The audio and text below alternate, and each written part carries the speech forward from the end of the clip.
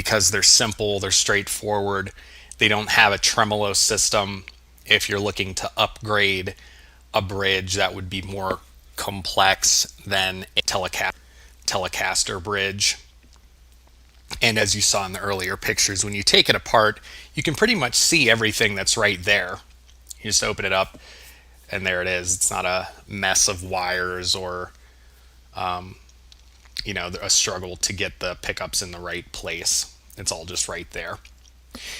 I found the Squier Affinity to be a best value. It's got medium jumbo frets, it's got that slim C neck, and it's got a lot of different options for design.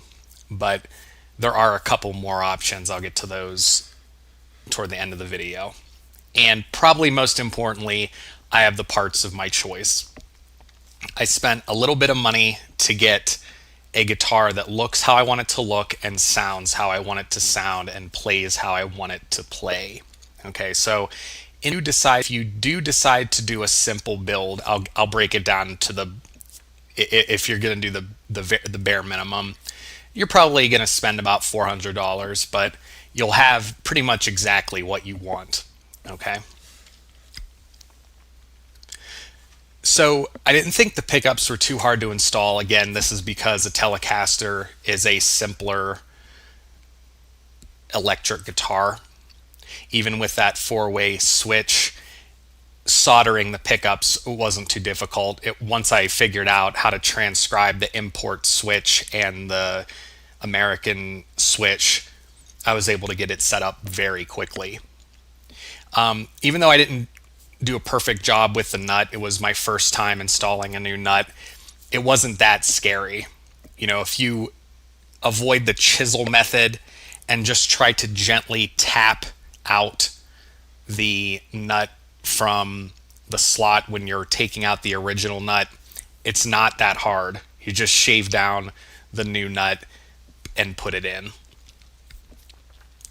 I was glad that wiring harness I bought fit the Squier slot. It was a very snug fit, but once I got the new control plate, it fit right in there. And again, if I had more time with it, like I said, the reverb return policy is pretty short. I think I honestly, in that particular instance, I had to wait for 2 weeks before I could install the wiring harness. And I think I realized that it wasn't going to work the day after the 14-day return policy expired. So again, I do recommend going with Amazon if possible. It makes these kind of mistakes easier to deal with. And I was also glad that I could change the knobs. It was kind of a forced change. I originally wasn't going to change the knobs, but putting on those rose gold knobs that were dome at the top, I appreciated that and improved the design. Okay, what could be better? Number one, I went through three bridges that would not fit or intonate. Depending on the model, it either wouldn't fit in or it wouldn't intonate. And then I ordered the Goto modern bridge, and the manufacturer or the Amazon seller sent me the wrong one. Again, I'm going to be able to return it, so it'll be fine because I went through Amazon. It's not going to be any problems there. But it took 5 bridges before I was able to install the final bridge. Okay, so for the Squier Affinity Telecaster, I recommend the Goto modern bridge with the 4-hole import setup. It was really easy to put in. It was easy to intonate. I could intonate each individual string as opposed to on the three barrel version, strings shared a barrel, which made it, I guess it made it difficult. I don't think I would have been able to get it 100% in tune with that setup. So the modern bridge just worked out for the best for me on this build. As I mentioned earlier, the import versus American is really important. All the parts didn't match, which became frustrating because I started to realize, number one, I've got the wrong parts even though they'll fit. Number two, I'm wasting money because I can't do anything now with the old parts. The new ones aren't 100% of a fit, or maybe I didn't need to get them at all in the case of a wiring harness or a jack plate. I don't know. I just went off of recommendations online. But make sure to check if it's going to fit. Even the small details like a 6 millimeter knob versus a 6.35 millimeter knob is going to make a difference between if something is going to work or not. And also, the last point, not all the metals match on the guitar. I didn't realize that until the end. It's kind of I probably could have realized it if I was paying closer attention, but in my case it worked out because I wanted it to look like a partscaster, but I could see for a lot of people the nickel versus the chrome finish would probably annoy some people who are trying to design a guitar to make sure everything matches correctly. So with the Squier, if you're doing mods, I would guess, even though I spent about $700 working on this, improving the sound, it is a better guitar than what I got when I originally got it. I would be lucky to get $300 for this, even though I, fixed up the neck, added a nut, installed better pickups, installed better pots, better bridge. The name on the headstock matters. So even though Squier is catching up to Fender, I think that Fender headstock name, you can't beat it. Fender will hold its value, Squier will not. Okay, so if you're doing a partscaster, it's a labor of love. Either you keep it forever or you work on it for the sake of building an instrument and learning how the electric guitar works, but don't expect to sell it and make a profit. Okay, I will say you can save money if you're going to keep it for the long term, but if not, if you're looking to flip it, I would not recommend doing this. You will not make money with Squier, or I'm not sure you would be able to make money on any partscaster that you built. Okay, even calling it a wash and making what you put into it is not very probable.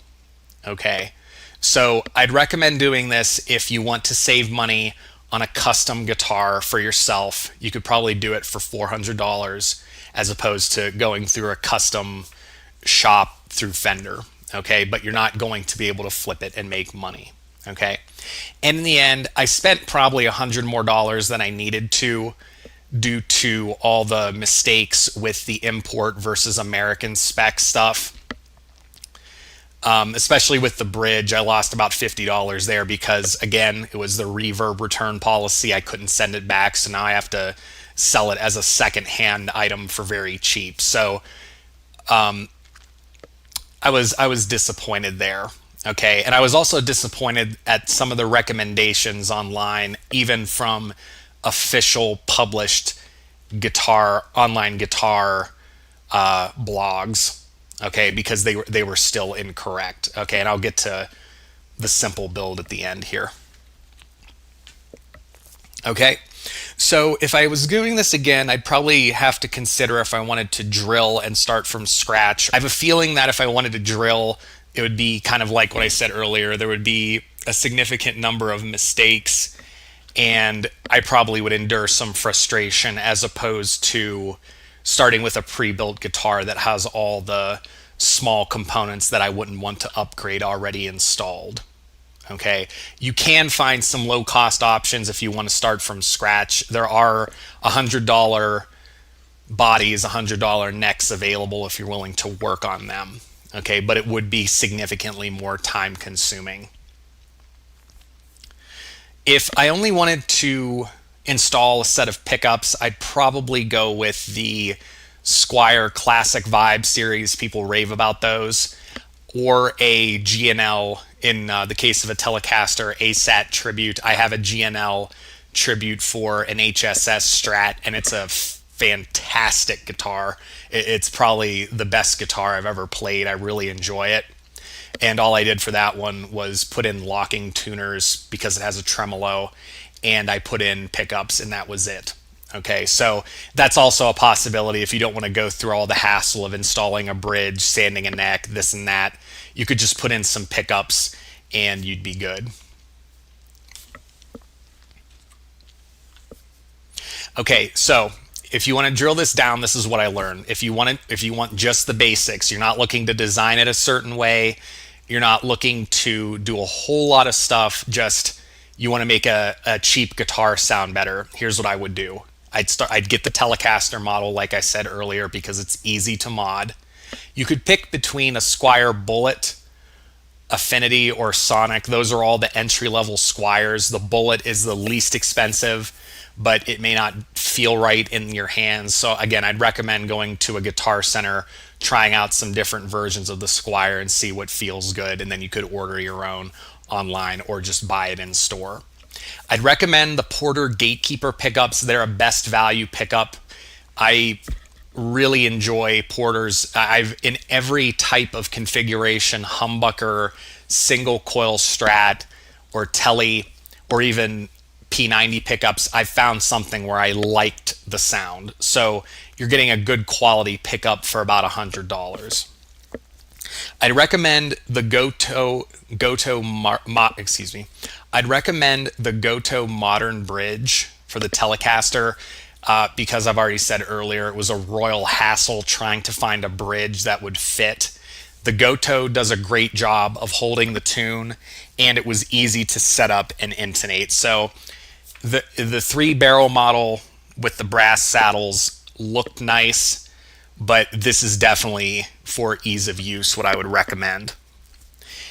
For the nut, the bone nut is going to have better sustain than a synthetic nut, so I would recommend getting a Graphtec bone nut that fits whatever neck you decide to go with. They're a little bit different. You're going to have to shave it down using a razor probably either way, but I thought the Graphtec that I bought was only like $10, and I thought I think it's doing a great job. Okay, so for all of that combined, you're probably going to spend about $400. All right, and in my mind, to have a custom guitar that looks the way I want, that has the option that I want, and the pickups and the bridge that I want, that's a pretty good deal. Okay, you could probably go for if you bought a Classic Vibe used and installed pickups, you're probably around $550. If you bought a G&L used, probably maybe around $700, I'd say. Well, no, I take that back. If you were